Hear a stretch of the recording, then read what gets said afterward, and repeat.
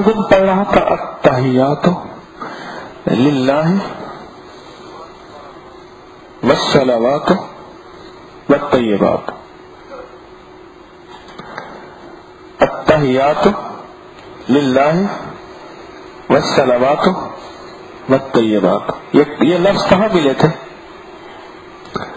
جب معراج پہ تشریف لے گئے تو میرے اللہ نے یہ فرمایا تھا، کس کے لیے؟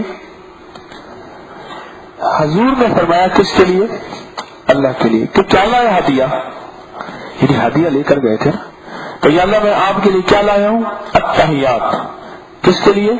اللہ کے لیے، للہ والصلوات والطیبات۔ خیر یہ دو لفظ پہلے، اچھا میں جب یہ التحیات للہ پڑھ رہا تھا میں نے اس کو دہرانا شروع کر دیا، پتہ نہیں میرے اندر کیا کیفیت تھی، واللہ اعلم۔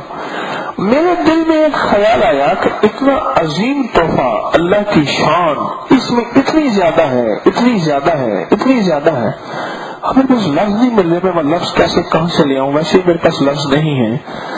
لیکن ایک کیفیت تھی کہ اللہ کی شان اور عظمت ایسی ہے کہ جس کو میرے آقا مدینے والے ان لفظوں کو عرش پہ لے کے جائیں اور عرش پہ یہ لفظ بنے ہوں اور عرش پہ لفظ پکارے گئے ہوں اور عرش میں یہ لفظ استعمال کیے ہوں اور لفظ مجھ جیسا انسان پڑھ رہا، میں ایک پل میں کہنے لگا کہ یا رسول اللہ صلی اللہ تعالی علیہ وسلم، آپ کے احسانات جتنے زیادہ ہیں ان میں ایک احسان یہ بھی ہے جو اللہ کے ساتھ راز و نیاز اور کلام ہوا تھا، آپ ہر نماز میں وہ راز و نیاز اور کلام پکارتے ہیں۔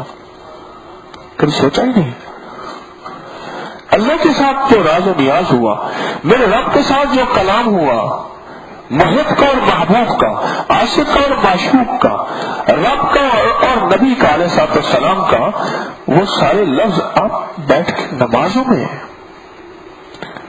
پھر نماز میں مزہ کیسے نہ آئے، پھر التحیات میں مزہ کیسے نہ آئے۔